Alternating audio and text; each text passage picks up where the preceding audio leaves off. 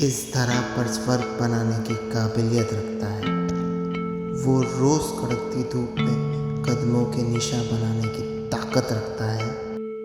अपनी संतान को पीठ पर लांघे एक महल की बुनियाद खड़ी करता है।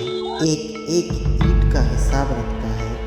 वो कलाकार है जो इस धरती पर स्वर्ग बनाने की काबिलियत रखता है। ये भीड़ क्या है? यही सोच रहे होंगे ना आप कि ये सब यहाँ पे किसके इंतज़ार में खड़े हैं। तो जनाब ये आप ही का इंतज़ार कर रहे हैं कि कब आप जैसा कोई साहब आएगा और इन्हें काम देगा।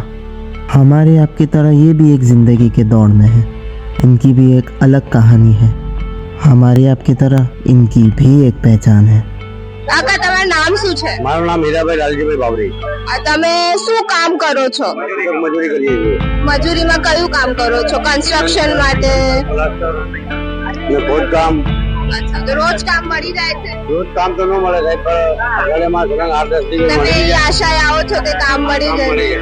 તો તમે એક દિવસમાં કેટલું કમાઈ લો છો? હાજરી મળી જાય, હાજરી 400-500 હાજરી મળી જાય. સારું કહેવાય. ને તમને શું મુશ્કેલો આવે છે કામ ગોતવામાં? જે સામે માણસ આવે છે એ તમને ઓછા પૈસા આપે એવું કઈ છે? ઓછા તો જે હાજરી રેગ્યુલર ચાલતી હોય નાકામાં અમને હાજરી એવી રીતના જ મળે, પણ કામ મળી જાય તો કામ જતા રહી, ના મળે તો પછી 11-12 વાગ્યા સુધી બેસીએ.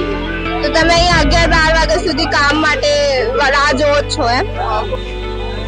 सब्र, जी हाँ, काफ़ी सब्र चाहिए ये काम के लिए। इनके लिए काम मिला तो ठीक, नहीं तो जनाब कितनी रात तो भूखे भी सोना पड़ता है। કાકા તમે શું કામ કરો? કરિયા કામ કરું છું. તો તમને શું લાગે છે તમને રોજ કામ મળી રહે છે? મને ના મળે એવું છે? તો તમે એ આશાએ રોજ અહીંયા આવો છો કે કામ મળી જશે? आसमां में उड़ते पंछियों की तरह होती है इनकी ज़िंदगी। उड़ान तो भरते हैं पर कभी कभी पिंजरे में सीमित भी रहना पड़ता है। તમે શું કામ કરો છો? ઘડિયા કામ કરી. ખોદા તમે રોજ તમારા બાબા સાથે જાઓ છો? હા, ઘરવાળા. તો તમે ઘરે મૂકીને જાઓ? બાબાને ચાલ મેં કપડામાં ખાલી દેવાનું કામ કરું. તો તમે એનું ધ્યાન કઈ રીતે રાખો કામ કરતા હો ત્યારે? નાવ નાખી દે.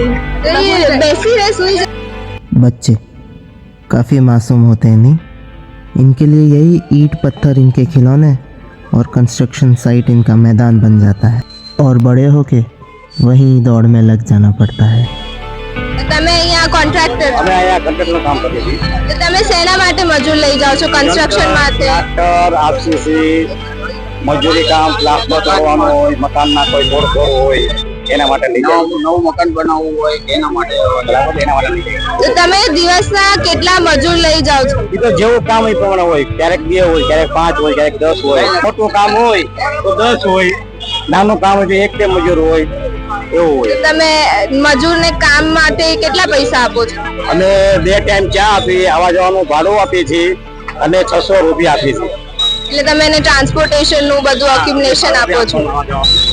ને તમને કોઈ દી એમ પ્રોબ્લેમ થાય છે કે સારા મજૂરો ગોતવા જેને કામ નહીં આવે? હા, સારા ભી આવે ને એલા ભી આવે, કોઈ કામ ભી ચોર હોય, એવા ભી હોય. તો કોઈ વખતે કામ માથે બી પડે એવું થઈ ના, જાય? એને આપણે પૈસા આપવા જ પડે. ये वही हैं जिनके हाथों से आपके घरों की दीवारें रंगती हैं।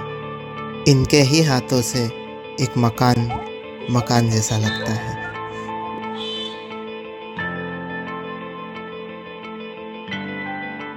તમે લોકો શું કામ કરો છો? કલર કામ એવું બધું કરીએ. કલર કામ કરીએ. તમને દિવસના કલર કામને કેટલા પૈસા મળી રહે છે? અમારે અંદાજે 1800 રૂપિયા હાજરી મળે, અને 1 દિવસ મળે 3 દિવસ બેસી રહેવાનું થાય. અત્યારે સમય એવો ચાલે છે એટલે ધંધામાં કઈ છે નહીં. 1 દિવસ મળે, ભલે 1800 મજૂરી મળે, પણ આજે જઈએ તો 2-3 દિવસ બે રોજના પૈસા હોય તો પૈસામાં વપરાઈ જાય. એટલે રોજ કામ નથી એવું છે? ના, રોજ અમારે કામ રોજ ના મળી શકે. તો તમને રોજ કામ નથી મળતું તો તમે રોજ અહીંયા એ આશાએ આવો છો કે કામ મળી જાય? હા, મળી રહે એવી આશાએ આવી, પણ 1 દી મળે 2-3 દી બેસીએ છીએ તો પછી 12-1 વાગ્યા સુધી બેસીએ, પણ ના મળે તો ઘરે इन सब के बाद भी वो हंसते हंसते दूसरे दिन आते हैं काम करने। तो इन्हें हम मजबूर कहेंगे? नहीं साहब, ये तो कलाकार है।